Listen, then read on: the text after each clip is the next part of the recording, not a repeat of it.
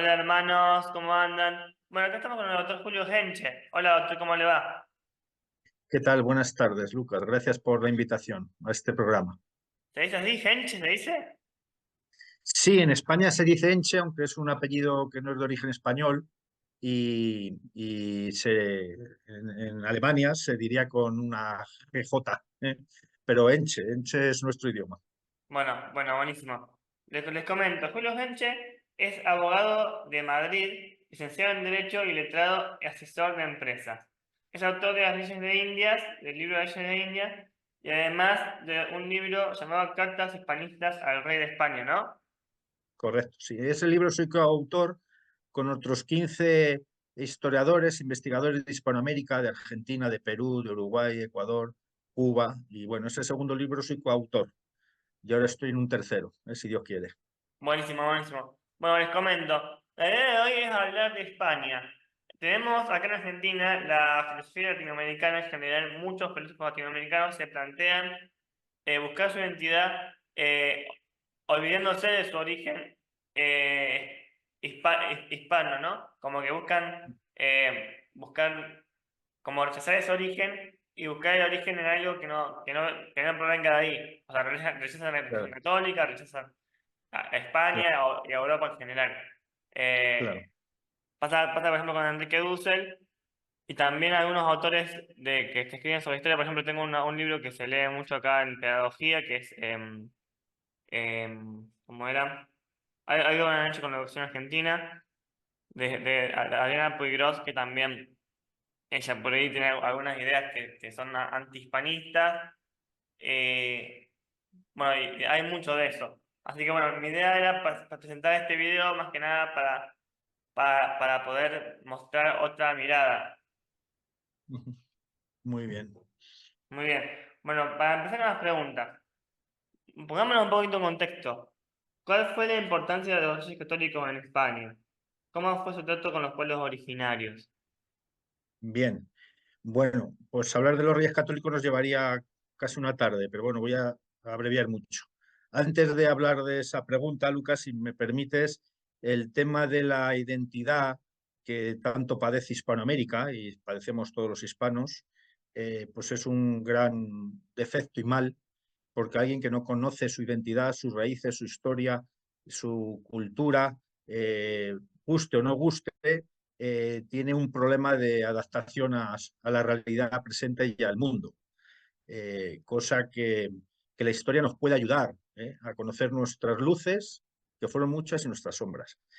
Luego, en tema de reyes católicos, bueno, mira, los reyes católicos fueron unos gobernantes que no solo cambiaron la historia de la península, cambiaron la historia de la cristiandad, la historia de Europa, y cambiaron la historia del mundo. Creo que eso no se puede discutir. Y en muchos aspectos. La historia de la cristiandad, porque cuando los reyes católicos expulsan de España y del sur de Europa a musulmanes que estaban en plena expansión en el Mediterráneo, habían tomado Constantinopla y ya entraban por Europa Central, cuando los expulsan, es muy celebrado en todos los reinos cristianos de Europa, repican campanas en casi todos los reinos, y es, por decirlo de alguna manera, la primera vez que se inclina la balanza a favor de la cristiandad. Eso en cuanto a la realidad de Europa que tenemos hoy. Eh, Además, descubren América, el continente. Ese término yo lo utilizo porque es muy correcto. Descubrir es quitar cobertura, algo que está tapado. Europa, el mundo descubre América y América descubre el resto de los continentes. Eso no es peyorativo. Eso cambia la visión del mundo y la visión del hombre. Se abren nuevas vías que exploran españoles y portugueses por todo el mundo y se da la primera globalización, pues gracias a una expedición de Magallanes y Elcano. Y luego tiene otros cambios muy importantes que, bueno, vienen al caso. Por ejemplo, las leyes de Burgos. Estos reyes se encuentran con unas realidades nuevas. No esperaban encontrarse un continente como el que se encontraron, solo pensaban abrir unas rutas comerciales para traer unos productos absolutamente necesarios en materia de conservación de alimentos o medicinas, que estaban en Oriente y era una ruta que no podían seguir porque estaba copada por el mundo islámico y hay una necesidad. Bueno, esa nueva realidad que se encuentra en América da pie a las leyes de Burgos, que las leyes de Burgos lo calificó la Universidad de Oxford en 1934 por un historiador que se llama Brown, James Brown, norteamericano, por cierto, que luchó contra España en la guerra de Filipinas, que lo calificó como el precedente de los derechos humanos. En una época, siglo XX, que se está intentando crear esos organismos internacionales que velen o vigilen por la totalidad de las naciones. O sea, a grosso modo te puedo decir que los reyes católicos, primero Isabel de Castilla, luego Fernando el Católico, pues son personajes que tienen una dimensión tremenda en la historia y en la historia de la humanidad, no solo en la historia regional, sino en la historia de la humanidad. Y ya para acabar con el tema del descubrimiento, que como digo, no entiendo por qué se ve peyorativamente, algo que en español es un concepto muy claro, se especula, se dice que hubo pobladores vikingos que una parte de lo que hoy es Canadá, al norte de América, se han encontrado poblaciones o restos de algún asentamiento. Pero esos señores, primero, ni tuvieron conciencia que llegaron a un continente, no sabemos si volvieron para contarlo, cosa que se hizo Cristóbal Colón, volvió para contarlo, y tercero, no tuvo ninguna trascendencia en la historia de la humanidad, porque no hubo ningún cambio, como sí se produce a partir de finales del siglo XV.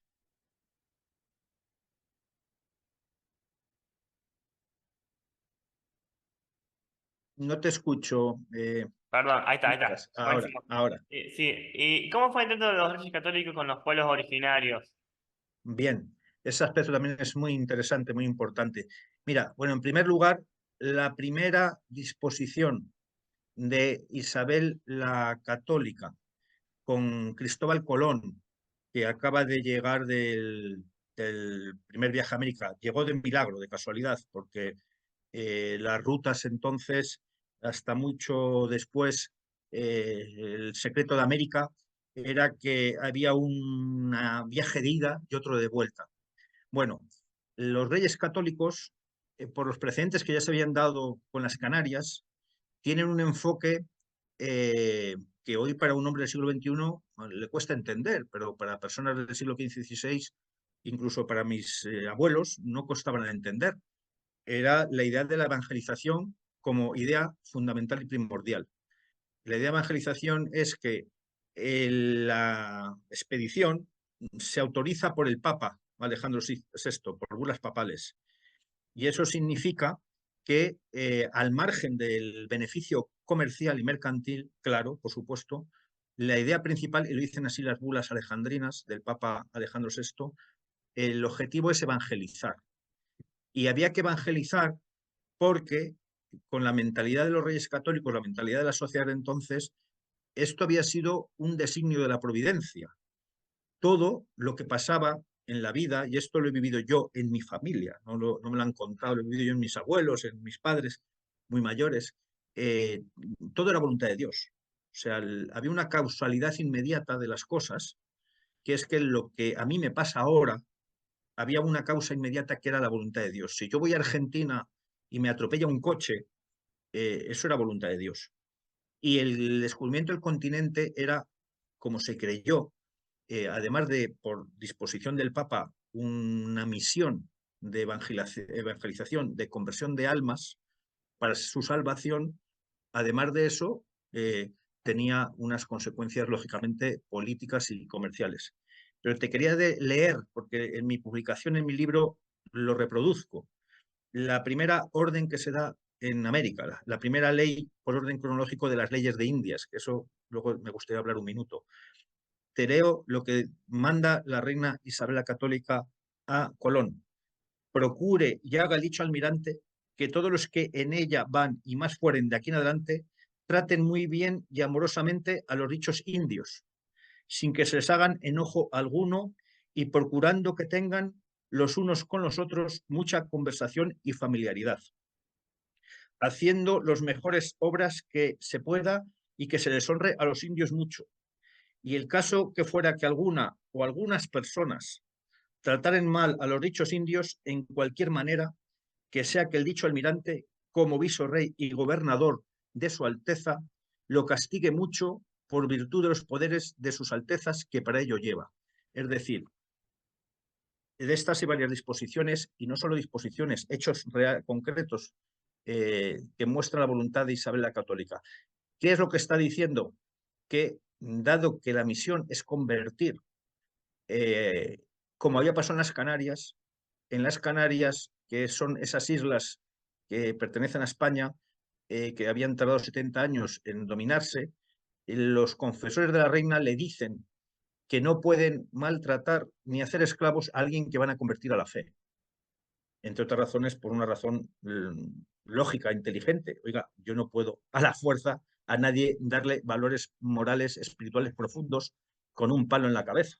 O sea, uno adquiere esos valores morales, espirituales profundos porque le atraen, no porque me amenazan con un palo. Cuando me doy la vuelta y me quitan el palo, yo ya no soy creyente en esos valores. Y los reyes católicos, en particular Reina Isabel, en esta norma, que es la primera de todas, como en su testamento, como en otras normas como las que fomentaban los matrimonios mestizos. Los matrimonios mestizos, en 1503 la Reina Isabel y luego las leyes de Burgos de 1512 dice que se casen españoles y españolas con indios e indias. ¿Por qué? Primero, porque el matrimonio es un sacramento católico, porque los hijos que nacieran debían ser cristianos y estar bautizados, cosa que les preocupaba a los gobernantes de entonces, y porque eh, eh, no, son reyes inteligentes, o sea, la inteligencia no es propiedad de los gobernantes del siglo XX, esto ya había gente muy inteligente antes. Eh, Era un mecanismo de paz social, lo que explica la existencia del mestizaje en Hispanoamérica, que no existe ni en Estados Unidos, porque las leyes prohibían los matrimonios mestizos, prohibían hasta el año 1967, 12 de junio de 1967, el Tribunal Supremo de Estados Unidos no anula las leyes de 16 estados de Norteamérica que prohibían los matrimonios mestizos. ¿eh? En el Imperio Inglés igual prohibía el matrimonio de sus funcionarios con nativos. Y, como te digo, explica que en Indonesia no hubiera matrimonios mestizos con los holandeses, en Argelia no había matrimonios mestizos con los franceses, en Estados Unidos no hay mestizaje con los indios. Y bueno, quiero con eso decir y explicar que había una voluntad evangelizadora en todas estas acciones de los reyes, que diferencian a otros imperios posteriores del siglo XIX que tienen otra finalidad, mejor, peor, no hagamos valores morales, pero que era diferente. Bien, bien, buenísimo. Y dígame, ¿en qué año se publicaron las leyes de Indias? Bien, bueno, la recopilación de las leyes de Indias se publica en el 1680 y es todas las leyes, desde esta que acabo de citar, de mayo de 1493 hasta 1680, que se promulgaron en Hispanoamérica, que estuvieron en vigor hasta 1800, hasta las independencias, 1810. Hubo una actualización de esa recopilación en 1805, de manera que es el ordenamiento jurídico que tiene cerca de 7.000 leyes vigentes, algunas quedaron en desuso, durante 300 años en el continente y 400 en las islas del Caribe. Es decir, estamos hablando de un ordenamiento jurídico muy extenso que regula los matrimonios, las herencias, el servicio correos, la hacienda, las cárceles, los caminos reales, la navegación, etcétera, etcétera, lo que es un Estado moderno. Y, y como digo, pues estuvo en vigor más de 350 años. Y además es una herramienta, como todos sabemos, en cualquier sociedad, de vertebración social, que además trajo en Hispanoamérica al menos un periodo de 250 años de paz desde mediados del siglo XVI, desde más o menos cuando se producen los últimos conflictos en Perú, eh, pues Hispanoamérica vive un periodo de 250 años de paz y desarrollo que no ha vivido desde entonces, porque el siglo XIX es un siglo muy convulso. Y bueno, yo creo que ese ordenamiento legal es importante, como he dicho, precedente de los derechos humanos, fue eficaz y que está muy desconocido o muy tapado en los centros académicos, mm, que bueno, habría que saber las razones por las cuales apenas se estudia esto. Bien, bien. Y dígame, quizás una pregunta media genérica. ¿Qué le aportó España a Hispanoamérica culturalmente hablando? Vale. Bueno, tenemos que decir que el encuentro de civilizaciones, sociedades, cuando conectan hay aportaciones mutuas, ¿no? Yo creo que España, pues al margen, voy a decir, al margen de cosas que me parecen relevantes, como fundar más de 700 ciudades, entre ellas algunas que pueden sonaros, como Buenos Aires, como Montevideo, como La Habana, como Santiago de Cuba, además de fundar más de 700 ciudades, además de tener más de 30 ciudades patrimonio de la universidad y fundar pues más de 25 universidades en Hispanoamérica, además de todos esos detalles. eh, bueno, España cuando llega allí lleva algo que no se utilizaba como medio mecánico de transporte, que es la rueda, como es el caballo, como son las catedrales, como es la metalurgia, como es el vidrio, como es algunas especies de ganado, como es la imprenta, como son las gramáticas, las gramáticas náhuatl y otomí es anterior que la gramática inglesa. Bueno, además de todo eso, pues yo creo que en síntesis lleva primero el derecho romano y adaptado al siglo XV, el pensamiento griego, la filosofía, los valores de la civilización occidental, y lleva la fe, que ha articulado esas sociedades durante varios siglos. También a la inversa, por supuesto, América aporta a España y a Europa, ¿no? Aporta, para mí, además de conocimientos de técnicas agrícolas y alimentarias o de navegación, sobre todo la navegación fluvial, las canoas, en fin, porque la navegación oceánica, eso empieza con Colón y con el resto de expediciones. Yo siempre digo que lo más valioso que, entre muchas cosas que dieron aquellas sociedades precolombinas al mundo, pues yo va a parecer una tontería, pero no lo es, que es la patata. La patata acabó con el hambre en Europa. Quiero decir que hubo alimentos, hubo, como se llevaron allí, otros vinieron aquí, que a Dios gracias, pues sustituyeron al arroz o a otros, o a las castañas, que eran unos productos mucho menos energéticos que los alimentos que venían de América, ¿no? Que hay que estar agradecido porque eso ha salvado muchas vidas. Buenísimo. Pensaba también que había escuchado, que esto no lo conozco en profundidad, sobre las tres formas de esclavitud que son la mita, la encomienda y el yanaconazgo. ¿Quiénes fueron los Bien, que usaban estas formas de esclavitud en América? bien. Bueno, sabéis que la mita o el yaconazgo, esto eran sistemas de trabajo que existían antes de que fueran los españoles, porque esto eran sistemas incas para el trabajo obligatorio al servicio de los reyes incas y hacer, pues a modo de tributo, una obra, un trabajo público. El yaconazgo, algo parecido, es un servicio, sobre todo agrícola, como casi existía en Europa, que son los arrendamientos rústicos de personas que trabajaban en el campo y contribuían a un señor.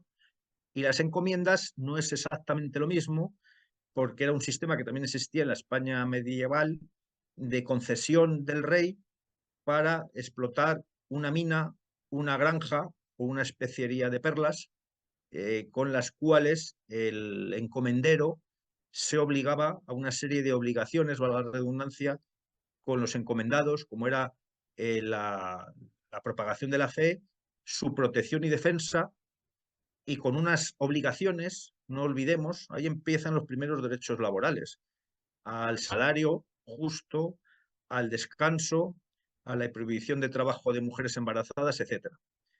Esos sistemas eh, se produjeron abusos, eso es indudable porque hay controversias importantes sobre eso, se produjeron abusos, los reyes lo trataron de corregir, eh, pues en la misma manera había incumplimientos de las leyes entonces como se incumplen hoy las leyes.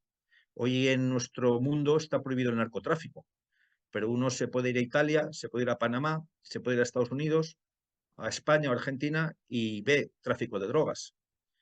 O la explotación laboral también está prohibida, ¿no? En nuestros países la explotación laboral se explota laboralmente a mucha gente en nuestras sociedades y países. O sea, que hubiese unas instituciones que eran el sistema económico y de explotación de entonces, que existían esas instituciones, pues no teníamos que ser tan soberbios y compararlas con las que tenemos hoy y con las leyes que tenemos hoy y ver si se cumplen. Porque yo que ejerzo la abogacía y me paso el día en los tribunales, pues me doy cuenta que se incumplen muchas leyes muy bien intencionadas.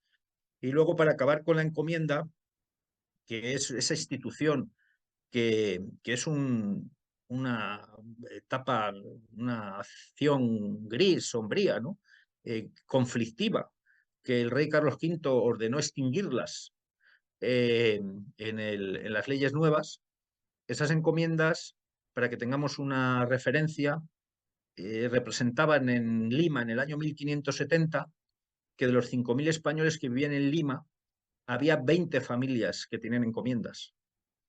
Y hay que decir también que los encomenderos, por ejemplo, la principal encomendera de Nueva España se llamaba Isabel de Montezuma, hija del emperador Montezuma, ¿no? Y que el principal encomendero en Lima, en 1570, se llamaba Carlos Melchor Inca, que era descendiente de Huayna Cápac y sobrino nieto de Atahualpa Yupanqui, ¿eh? Atahualpa, perdón, de Atahualpa. Es decir, que había indígenas que eran encomenderos. Lo que no quita que hubo, primero esto, que hubo nativos encomenderos, segundo, que fue una institución que se reguló, se luchó y se derogó parcialmente con las leyes nuevas de Carlos V por las situaciones de abuso que se producían. Y fíjate hasta qué punto las leyes de Indias pretendían aplicarse férreamente, que contra esas leyes nuevas de Carlos V de 1542 se sublevan los españoles, Gonzalo Pizarro, Francisco Carvajal y Francisco Sánchez, se sublevan contra las leyes del emperador porque lo que se dispone es que no se pueden transmitir hereditariamente a partir de esas leyes nuevas.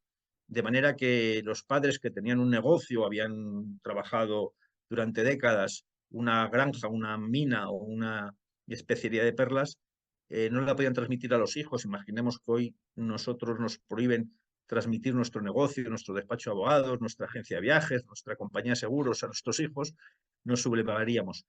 Y eso acabó ejecutando con garrote vil a estos españoles que se sublevaron contra las leyes de Carlos V. Y es verdad que esas leyes se fueron adaptando para sustituir la encomienda personal de servicio por una encomienda de tributos, de pago de un tributo que se mantienen a lo largo del siglo XVII y XVIII. Muy bien, muy bien. Y pensaba esto, ¿cuál es la posición de Francisco de Vitoria, quien es de Sepúlveda de Bartolomé de las Casas? Bueno, tres personajes importantes para la historia de América, ¿no? Y la historia del mundo. Bueno, Francisco de Vitoria se considera el precursor del derecho internacional. En primer lugar, porque España se encuentra con unas realidades nuevas que nadie se había encontrado antes. Francisco Vitoria es un pensador tan actual que si lo leemos hoy en día, pensaríamos que estamos hablando de un político o un filósofo, un pensador del siglo XX, ¿no? Este hombre se plantea cosas tan importantes como que todos los hombres al nacer son libres, que por derecho natural tienen derecho a la libertad, tienen los mismos derechos unos que otros, cosa que hasta entonces se discutía y no era tan clara, se plantea cosas como el derecho o cuándo es legítimo sublevarse contra el rey, contra el poder, por ejercer la tiranía, cuándo hay una guerra justa o no justa, cuándo es legítimo ejercer una acción bélica, el derecho a la guerra justa, que él concluye que solo son legítimas las guerras de defensa, entendiendo por una guerra legítima de defensa ciertos supuestos de injurias graves o ciertos supuestos de agresión. En fin, Francisco Vitoria, es que si lo lees hoy en día, crees que estás leyendo un autor del siglo XX o XXI. Y luego Bartolomé de las Casas y Sepúlveda. Bueno, estos personajes tuvieron una controversia importante que dieron lugar a lo que te comentaba antes, las leyes nuevas de 1542 de Carlos V. Bueno, Bartolomé de las Casas, ya más dicho por él, Bartolomé de las Casas es un hombre que tiene una motivación, una finalidad justa, que es proteger a los indios, para lo cual no escatima medios y utiliza todo tipo de argucias, lo dice él, argucias, falsedades, exageraciones eh, que no tienen ninguna lógica. Por ejemplo, él para impresionar al rey, para convencerle, inflaman los números. Él, de hecho, no era, él pocas veces estuvo presente en las cosas que contaba, se les contaban a él. Él cuenta que en Guatemala 300 lanceros españoles mataron a 800.000 indios. Si hacemos cálculos, cada lancero tocaba a 5.000 y eso creo que no hay hombre capaz de hacer semejante gesta, ¿no? Quiero decir con eso que Bartolomé de las Casas, eh, para influir en el rey, lógicamente decir que había 100 muertos en la época no eran impresionables, pero él utiliza exageradamente argumentos para conseguir lo que querían las órdenes religiosas, que era una exclusiva en la evangelización en la que no pudieran entrar nadie que no fuera de las órdenes religiosas. Pretendían y creían que y competían las órdenes religiosas en tener esa concesión para hacer la evangelización a su modo. Y lo hicieron en tierras de Tuzla, en tierras de Guatemala. Lo hicieron, por cierto, eh, con una concesión del rey que inicialmente fue pues un éxito y acabó en una matanza de religiosos y sacerdotes por aquellas caciques indígenas que se rebelaron contra otros caciques cristianos y contra estos frailes. Y quiero decir con eso que Bartolomé de las Casas, por no extenderme más en esta figura, porque estamos hablando de figuras que merecerían mucho tiempo, tiene un propósito bueno, admirable, pero para ello es uno de los gestores de la leyenda negra, no escatima argumentos falsos o exagerados. Y luego Ginés de Sepúlveda fue el rival de Bartolomé de las Casas en Valladolid, en esa controversia de Valladolid, que llevó al emperador a paralizar la conquista, eso no lo ha hecho nadie, por razones morales, religiosas, si era legítimo o no hacer la conquista. Ginés de Sepúlveda era, por decirlo de alguna manera, la parte que defendía la conquista y entre sus argumentos principales era que el problema no era lo que hemos hablado antes, el sistema de encomiendas, sino cómo se aplicaba o cómo lo ejecutaban los encomenderos.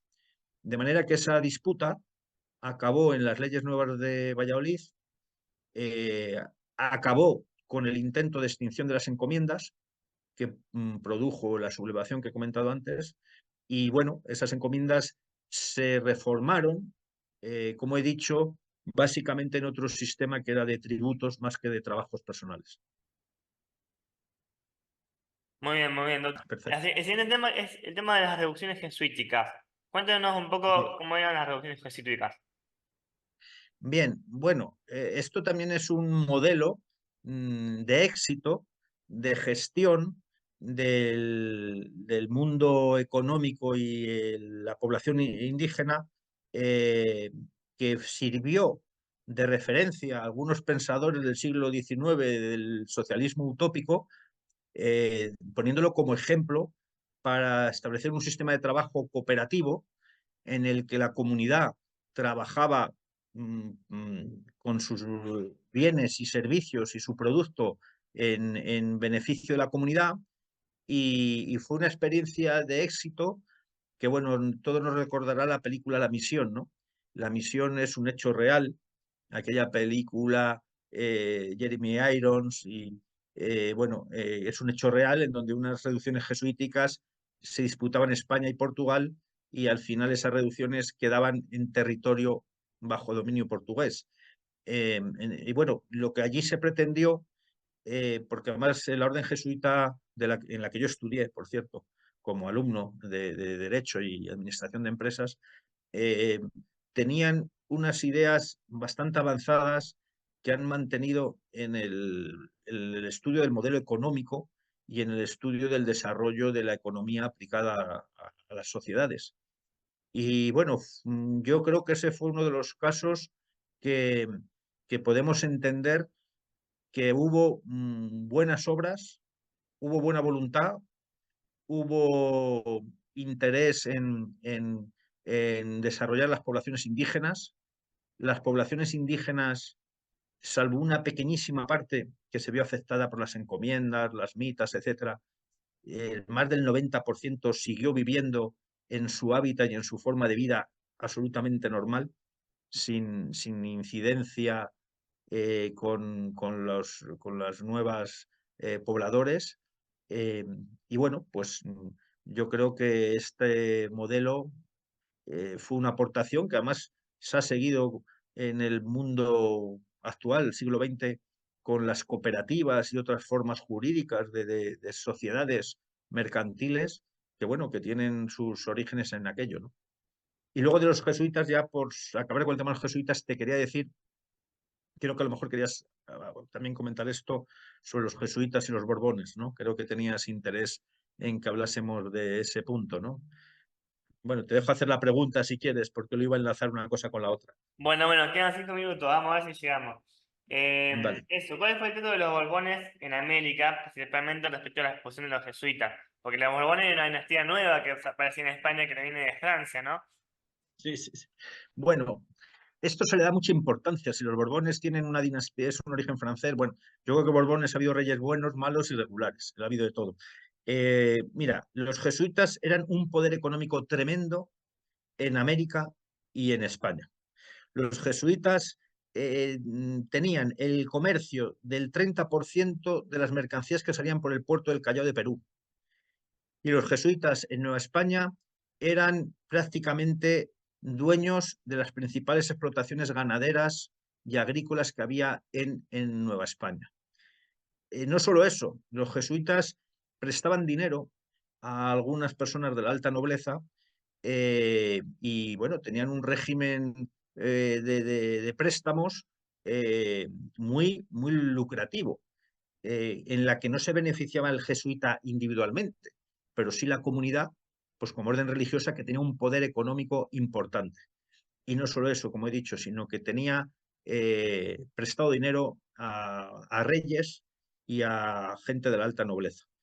Esto creó polémicas, se divulgó, había muchas envidias sobre los jesuitas, ideas de que preparaban una emancipación de América, que conspiraban contra el rey, etcétera. La envidia es un vicio y un defecto que acompaña mucho a nuestros pueblos. Y bueno, esto provocó la expulsión de los jesuitas de América, que dio puerta abierta a la masonería desde el punto de vista intelectual. Se la expulsó de España, y luego se les, por decirlo de alguna manera, volvieron a España, pero esta relación hay que verla sobre todo por la influencia del poder económico que tenían los jesuitas en los reinos del rey de España, al margen de, bueno, como orden, los objetivos que tuvieran a título particular o político. Bien. Y otra pregunta es, ¿qué relación tenía Hispanoamérica con otros países de Europa como Inglaterra o Francia, por ejemplo? Bueno, Inglaterra, yo creo que hay un autor, Marcelo Gullo, de actualidad, que lo describe muy bien. Inglaterra intentó conquistar América varias veces, siempre fracasó por la vía militar. En Buenos Aires como sabéis, hubo una defensa del año 1705, perdón, 1805, 1807, contra la invasión del Virreinato de la Plata. Se intentó en Puerto Rico, San Juan de Puerto Rico, se intentó por Colombia, por Cartagena de Indias. Vamos a ver, Inglaterra prestó un apoyo fundamental para la emancipación de América, cosa que se hubiese producido igual, porque los tiempos cambiaron y el antiguo régimen, pues, del siglo XVIII llegaba a su fin. No solamente fue ayuda militar con regimientos experimentados de las guerras napoleónicas que lucharon allí, sino financiera. Financiera que se cobraron muy bien, porque no lo hicieron gratis. La deuda que pagó Ecuador o que pagó Colombia por las independencias se pagó 100 años.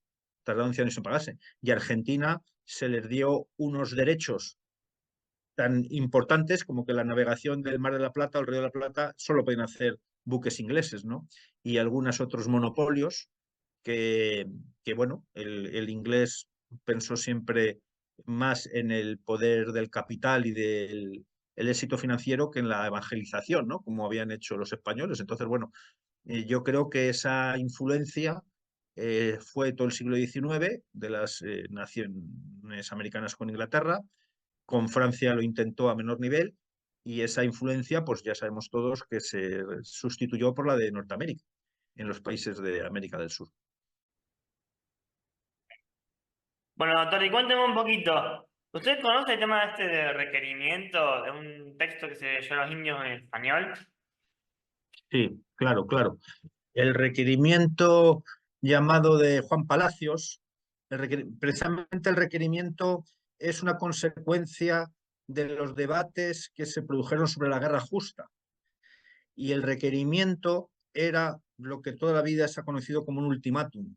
El ultimátum, que era una advertencia de guerra para el caso de una agresión.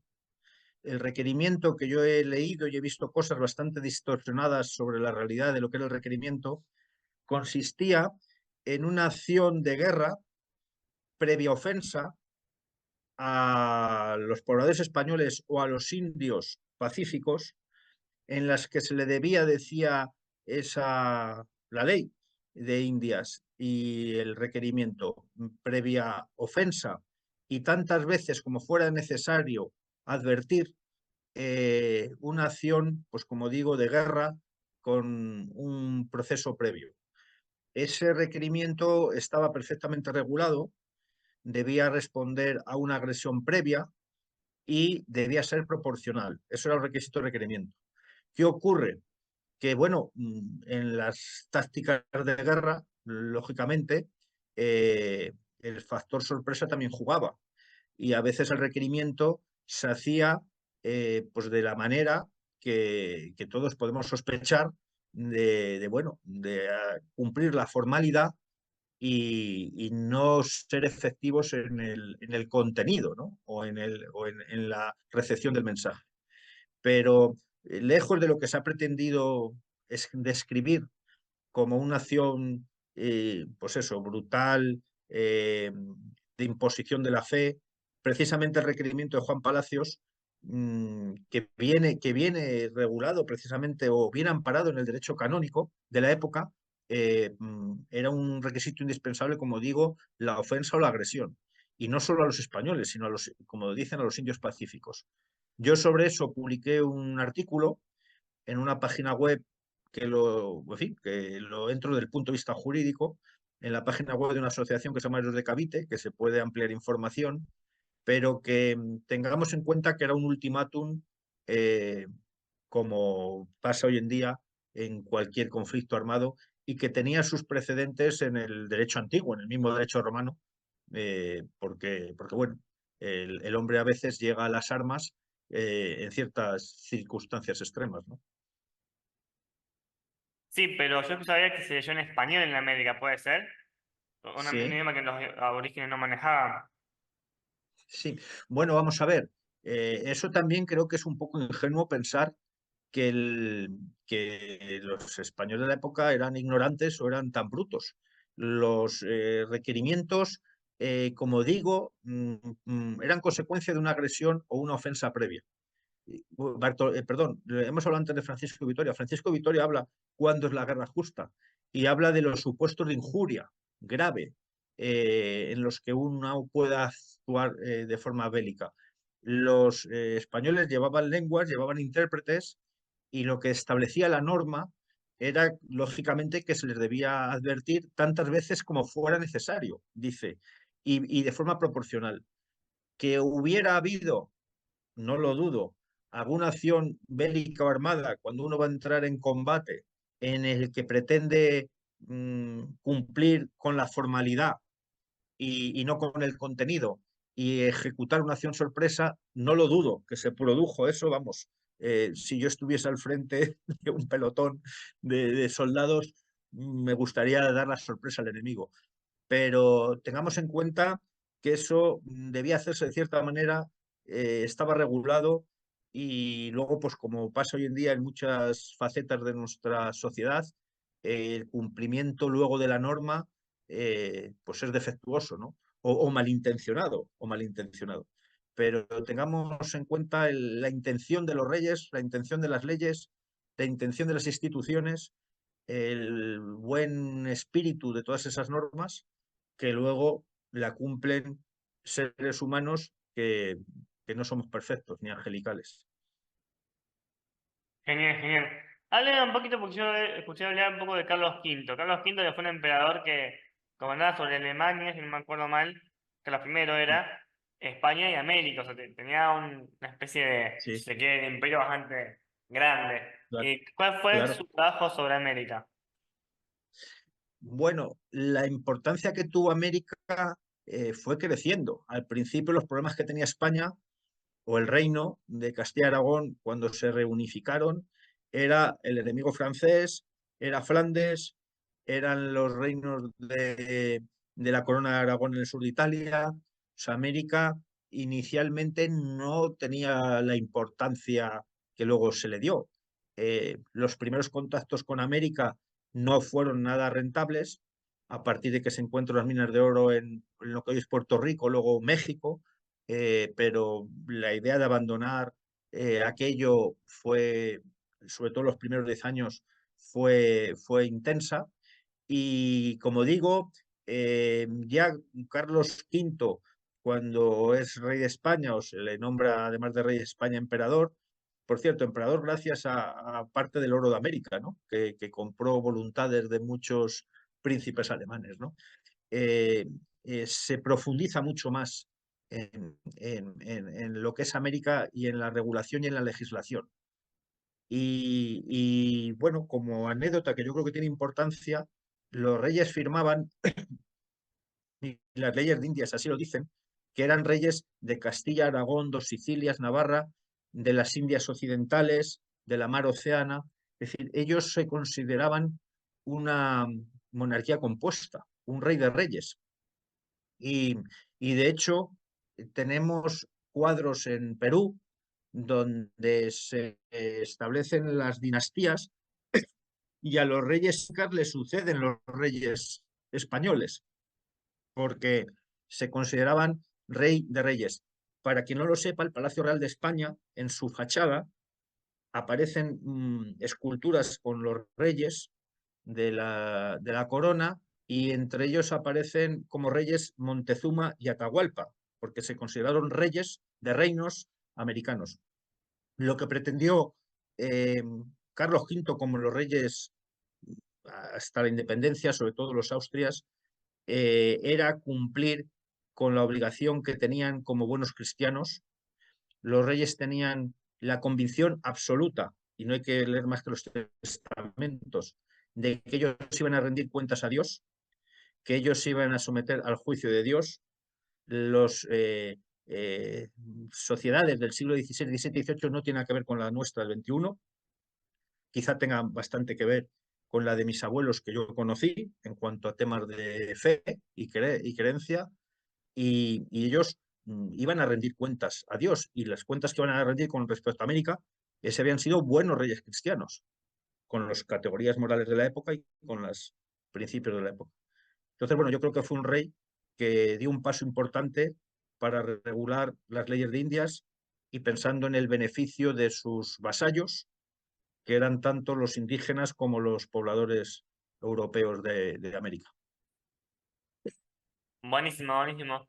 Y me quedé pensando también cuando yo me puse a estudiar en un curso sobre el rey Fernando VII, que él cuando se rindió ante Napoleón, estaban los liberales gaditanos, los liberales españoles en esa época, que no solamente querían redactar una constitución, sino que estaban a favor de la liberación de América por ahí en el 1808. ¿Puede ser? ¿Usted sabe algo de eso? Sí, claro, claro. Son personajes históricos que han influido mucho en nuestra historia, que hemos estudiado en el colegio y bueno, en esta labor que tengo de investigador de la historia del derecho histórico. Vamos a ver, Fernando VII fue el peor rey que pudo tener un reino en el peor momento posible, porque hay gobernantes muy malos, pero que encima, en los momentos cruciales de la historia, algunos dan la talla y otros son nefastos, ¿no? Bueno, en realidad Fernando VII, como su padre, fueron engañados a ir a Francia, donde se les quitó el cetro. Ya sabes que hubo una disputa entre padre e hijo por el cetro. Napoleón hizo de árbitro, llamó a ambos, primero a uno, luego a otro, y cuando estaban bajo su dominio, que fue una gran torpeza por parte de los reyes españoles, de Carlos IV y de Fernando VII, decidió dar la corona a su hermano José Bonaparte, que ya lo tenía perfectamente planificado. Bueno, a raíz de ahí, bueno, sabéis que la emancipación en la América empieza con una enorme confusión, sobre todo en el Virreinato de la Plata, que es que si eran los afrancesados o eran los legítimos defensores de Fernando VII los que gobernaban en Madrid. Y con esa confusión, en Buenos Aires, temerosos de que hubiese caído el reino de España en manos de los franceses, se montan esas juntas como se hizo en el resto de España, esas juntas provinciales que acabó en la independencia, pero el origen era no caer en manos de gobiernos o reinos, el gobierno francés. Eh, bueno, liberales y conservadores.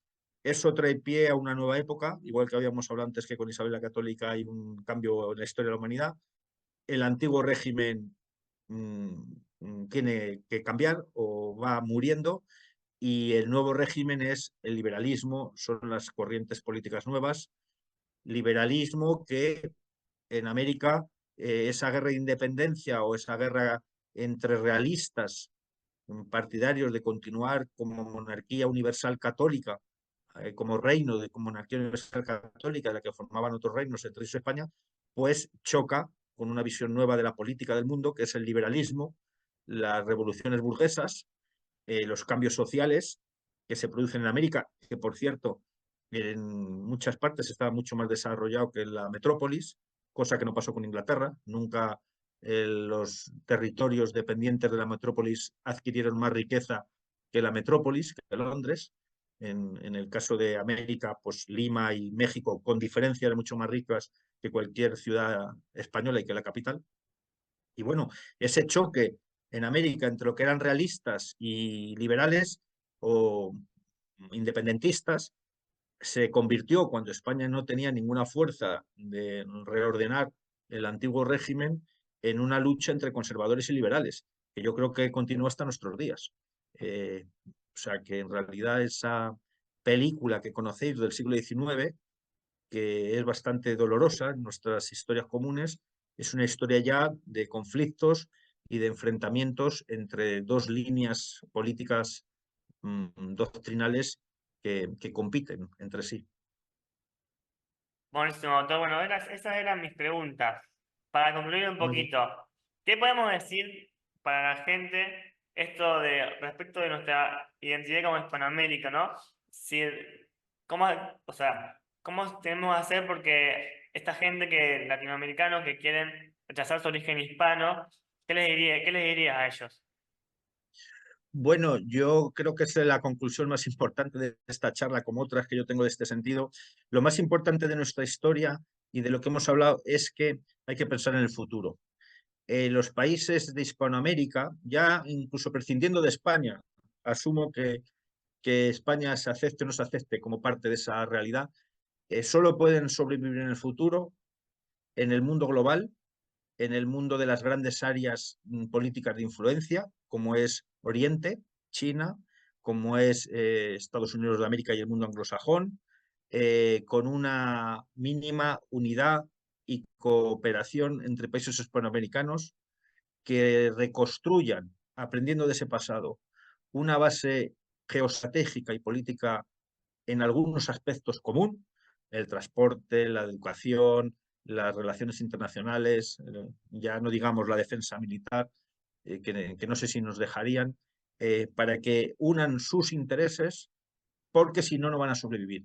Esas naciones-estado del siglo XIX-XX ya no pueden sobrevivir por libre, tienen que unirse. Hay muchos intereses geoestratégicos en América, el continente, empezando porque es donde están los principales recursos naturales del mundo, desde el gas, la energía, el litio, el trigo, la soja, etcétera, etcétera. Y, y yo creo que Hispanoamérica, partiendo de ese pasado hispanista y de sus raíces precolombinas, por supuesto, tiene que aprender a unirse, como hizo la Unión Europea en alguna medida, y crear un sujeto que no sea receptor de las normas mundiales internacionales que hacen los anglosajones y sean ellos también o seamos partícipes de esas reglas que rigen el mundo. Para mí ese es el mensaje y creo sinceramente que el antihispanismo se fomenta desde fuera de nuestras comunidades, se fomentó por Inglaterra en el siglo XIX con la idea de tener territorios fracturados, enfrentados, débiles y gobiernos muy débiles que no hacen sombra a las grandes decisiones mundiales que sabemos todos que se toman en Nueva York, Londres, Beijing, Moscú, en fin, o Frankfurt, ¿no? En cualquier sitio menos en los países hispanoamericanos. Bueno, buenísimo. Gracias, hermanos. Eso es todo por hoy. No se olviden de buscar el libro de doctor Julio Genche, que se llama Las leyes de India. Pueden encontrarlo por internet con su nombre. También tiene varios Sí, videos publicados. Ahí está el libro. Muy sí. bien. Muy bien. Así que bueno, no se olviden de suscribirse a mi canal, a poner me gusta, a mi canal de YouTube, a mi Instagram y nos vemos la próxima. Hasta luego. Muy bien, saludos. Gracias.